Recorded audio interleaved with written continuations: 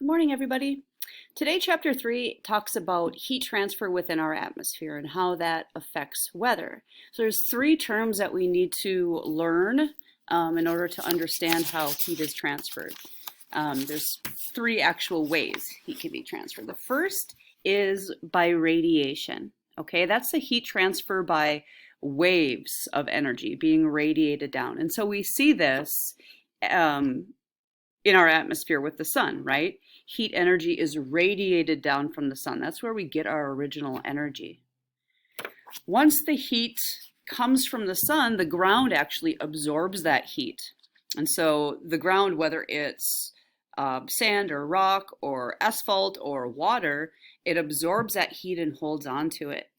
And then the overlying air, any air that is directly in contact with the ground, is heated through conduction, which is heat transfer by contact. Okay, so the warm ground or the warm water will heat up the air that is directly in contact with it. After that, this is the word that we will be talking about a lot when we study weather, is convection. Heat transfer in a mixing motion. So that is where that warmed up air that is in contact with the surface will actually rise and push down cooler air. And the reason that happens is that warm air, warm water is less dense. And so it floats to the surface, whereas cold air or cold water, those molecules are really tightly packed. And so you get more molecules in an area and they actually sink, they're denser. We can demonstrate that with just a pot of boiling water. You guys have all boiled water before, right? Conduction is happening on this hot plate. It's directly in contact with the pot and it is heating up that water through contact. Radiation is happening up here, right? I could have cold hands and then I could warm them up right up here because that steam is radiating out of the pot. And then convection is happening within the pot, right? The water that is on the bottom of the pot is going to be in contact with this heat source. That water is going to heat up, it is going to rise, and it's going to push down the cooler water. And that will continue in a mixing motion. And that also happens in our atmosphere. I can show you another little demonstration. This is just a empty container with a little divider here. Okay, so this divider separates these two. And I can put hot water, which I have made red, over here. You can see that it's kind of steamy. And then I have made some cold water, blue.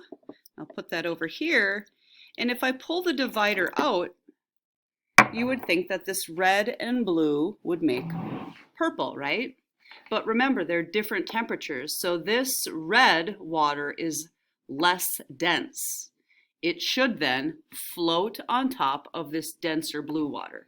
If I slowly take this divider out, you can see that they flow into each other, but they will stay separate for the most part until that heat is transferred throughout all of the water, right? So the two colors are going to stay a little bit separate. The warm water is on the top, the colder water is on the bottom, and then through convection, it will eventually mix and all of the water will turn purple. Got it? Okay. I'm going to go to the chapter here and we will go through chapter 3. Heat transfer in the atmosphere. It starts out with a picture of a tornado, and thankfully we don't have a ton of these here in central Minnesota. We certainly do get them, but not maybe as much as some other states in the nation. We'll be talking about severe weather in about a week and a half when we get more into the weather unit. But all of these weather phenomena are caused by those different forms of heat transfer, particularly convection. Okay, so it says here, heat moves in the atmosphere the same way it moves through the solid earth or another medium. What follows is a review of the way heat flows, but applied to the atmosphere. Radiation is the transfer of energy between two objects by electromagnetic waves. Heat radiates from the ground into the lower atmosphere. Okay, so we've got the sun radiating down through the atmosphere, heating up the ground, and then that ground is kind of like our campfire, right? If you've ever been out by a campfire, maybe in early spring or late fall, you're nice and toasty by the fire, right? If you walk away from the fire, there's a very big temperature difference, okay? So our ground holds a lot of heat. You can think of it like a campfire.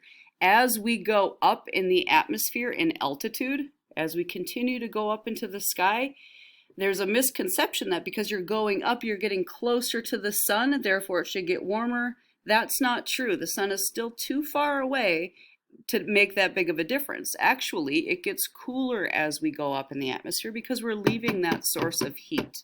The ground holds a tremendous amount of heat. In conduction, heat moves from areas of more heat to areas of less heat by direct contact. Warmer molecules vibrate rapidly and collide with other nearby molecules, transferring their energy. In the atmosphere, conduction is more effective at lower altitudes where air density is higher. This transfers heat upward to where the molecules are spread further apart, or transfers the heat laterally from warmer to a cooler spot where molecules are moving less vigorously. Okay, so again, the ground has all of this heat, and it is transferring that heat from the ground to the overlying air and heats up that air.